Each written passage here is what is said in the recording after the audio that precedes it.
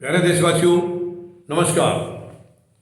रूस और यूक्रेन की लड़ाई का आज दूसरा दिन है।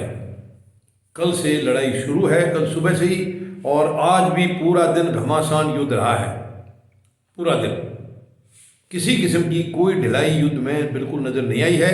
और यूक्रेन के राष्ट्रपति ने पश्चिम देशों से अपील की है कि आप कृपया हमें मदद दीजिए।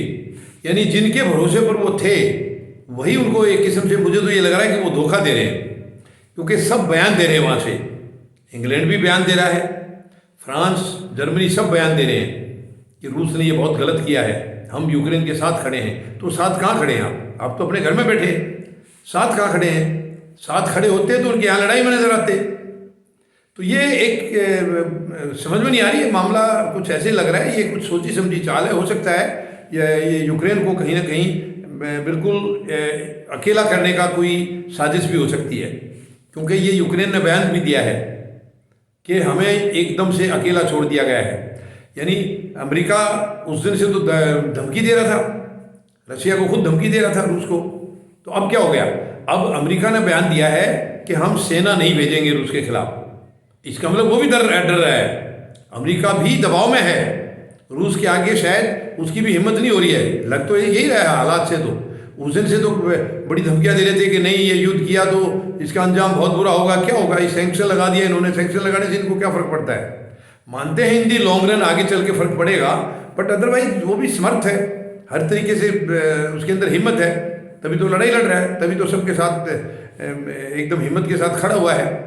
तो ये बिल्कुल ये पश्चिम देशों का, या खास करके यूरोप जितने देश हैं, उनका रवैया बिल्कुल एकदम से निराश करने वाला है यूक्रेन के लिए। कोई भी अभी तक ना किसी की सेना, ना कोई दूसरे हथियार वगैरह, ये कोई ऐसा वहाँ पर सपोर्ट यूक्रेन को अभी तक नहीं दिया है इन्होंने।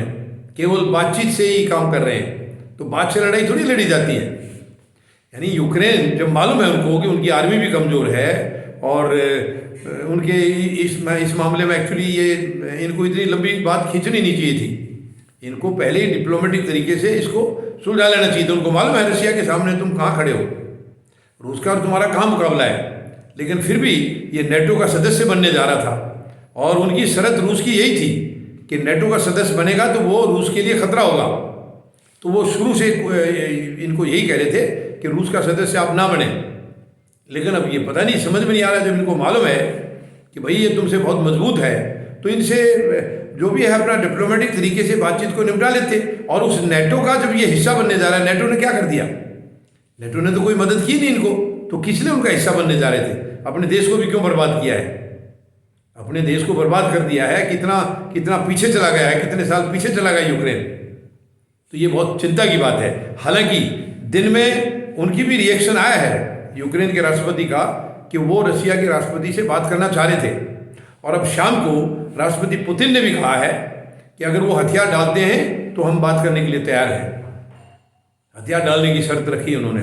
हाँ, एक बात और राष्ट्रपति पुतिन ने कही है, उनकी सेना को कहा है कि सेना विद्रोह करो। मतलब सेना को यूक्रेन की सरकार के खिलाफ वो कह रहे हैं कि आप अपनी सरकार के खिलाफ विद्रोह करो। विद्रोह करो मतलब टेक ओवर करो। सरकार की जो है वो एक किस्म से, जैसे मार्शल ये पाकिस्तान वगैरह में होता रहा है, तो ऐसे ही पुतिन कह रहे हैं उनकी आर्मी को कि सेना को टेक ओवर कर लेना चाहिए। अब ये ठीक है, इंटरनल मामला है, अब वो कितने सही हैं कितने गलत हैं, अब ये जो सारी दुनिया के देशों को पता है वो क्या कह रहे हैं, कैसे करें। लेकिन कुल मिलाकर के अमेरिका भी, जो अपने आप को सुपर पावर और या सुपीरियर सबसे समझता था, उनका भी कहीं ऐसा रवैया देखने को नहीं मिला है। केवल सब सैंक्शन की बात कर रहे हैं, हम सैंक्शन करेंगे, लगाएंगे, हम उनके बैंकों को तबाह कर देंगे, बिल्कुल मतलब इस किस्म की केवल बातें आ रही हैं। लेकिन फिजिकली किसी ने अभी तक यूक्रेन को मतलब हाँ आकर के सपोर्ट नहीं किया है। अब देखते हैं, जो रूस ने कहा है कि अगर हथियार डालती है सेना तो हम बातचीत के लिए तैयार हैं। वो उनको मंजूर है या नहीं है। हालांकि यूक्रेन के राष्ट्रपति पहले तो ये कहते रहे कि हम बिल्कुल सरेंडर नहीं करेंगे, लेकिन दिन में उनकी भी स्टेटमेंट आई है कि वो बात करना चाह रहे हैं। तो अब ये बात आगे बढ़ती है या नहीं बढ़ती है, ये अभी समय बताएगा। आज रात या कल सुबह तक इसका क्या असर होता है ये पता चलेगा। फिलहाल उम्मीद यही लगाते हैं कि ये युद्ध तुरंत खत्म हो जाए, जल्दी से जल्दी खत्म हो जाए, और जो विनाश लीला है वो जहाँ तक हो गया उसके बाद तुरंत बंद हो जाए। हम यही दुआ करते हैं, भगवान से भी प्रार्थना करते हैं कि इनको सद्बुद्धि दे और ये लड़ाई को यहीं का यहीं रोक दे। धन्यवाद। जय जवान, जय किसान, जय हिंद।